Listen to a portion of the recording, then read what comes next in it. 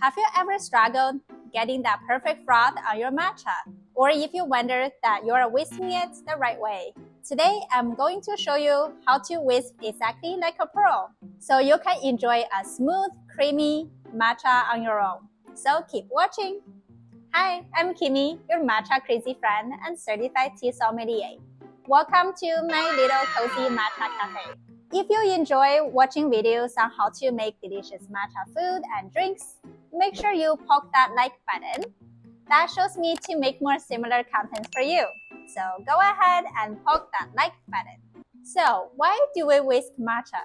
First is to properly mix the matcha powder with water, creating a nice, smooth, and creamy matcha froth. Unlike other teas and powders, matcha is a fine powder that doesn't dissolve completely. So whisking breaks up the clumps and suspends the powder in the water.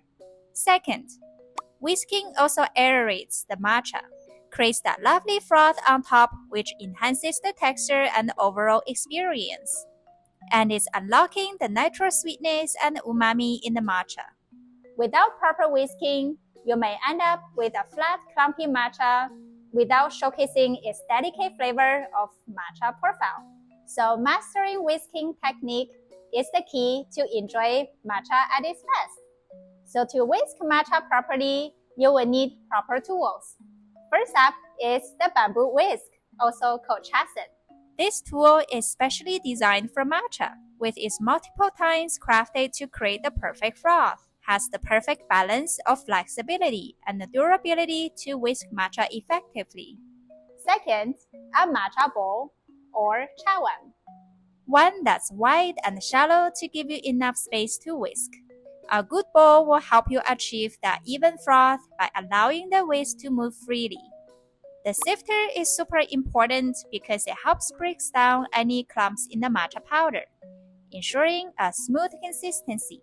You will also need hot water, but not boiling. Around 175 Fahrenheit or 80 degrees Celsius is ideal.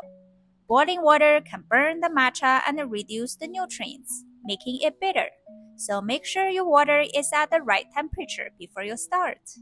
If you find any value in this video so far, please go ahead and like this video and comment matcha in the comment section below for YouTube algorithm. It truly helped me to grow this channel so I can make more similar contents for you.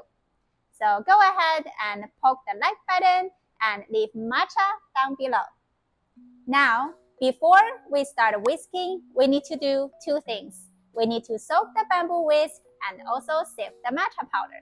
Start by filling a cup with hot water, then placing the whisk in it so the tines are halfway submerged. This is to open up the tines and have it absorb some water to soften them up to prevent any damage when whisking. Leave it in there for at least 60 seconds before each use. Start sifting about 1 teaspoon of matcha powder into your bowl. This step is crucial. If you skip sifting, you will likely to end up with clumpy matcha. Once your matcha is sifted, add a small amount of hot water, just enough to cover the matcha powder, about 50 to 60 milliliters. This creates a concentrate matcha base that's easier to whisk into a smooth paste. And also, before we start whisking, we also need to know how to hold the whisk properly. Place the whisk between your thumb and fingers, keeping your wrist relaxed. The movement should come from your wrist, not your arm. Think of it like writing or painting with a brush. A common mistake is gripping the whisk too tightly or using too much force. The goal is to keep the whisk light and nimble, allowing it to glide across the surface of the matcha without pressuring too much on the matcha bowl. Now for the fun part, whisking.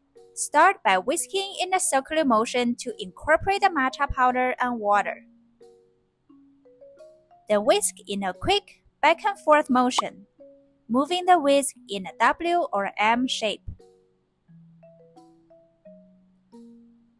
This motion helps to evenly incorporate the matcha powder with water, creating tiny bubbles that give you that smooth, frothy surface.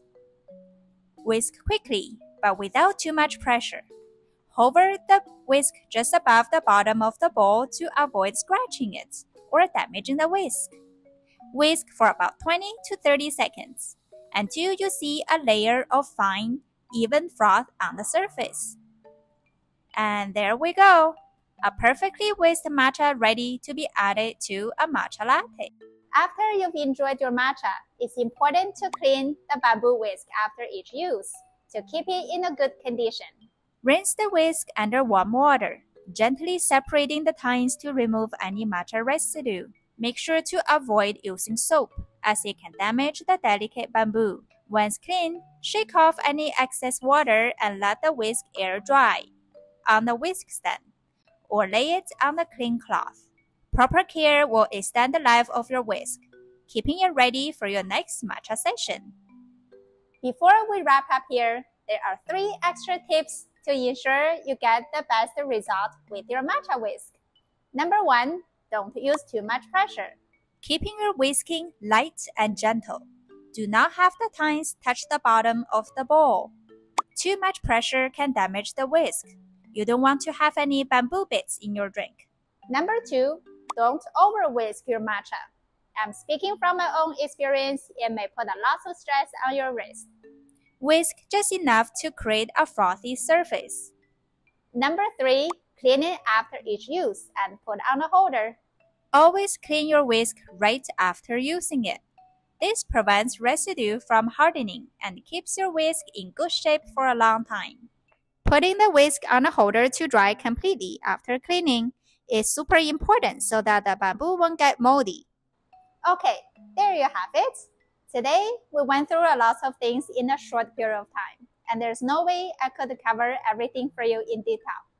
If you are serious in learning more about matcha history, the production process, and step-by-step of matcha drinks and food, make sure you subscribe to my channel so I can make more similar videos for you.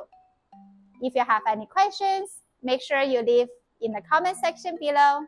I will see you next time.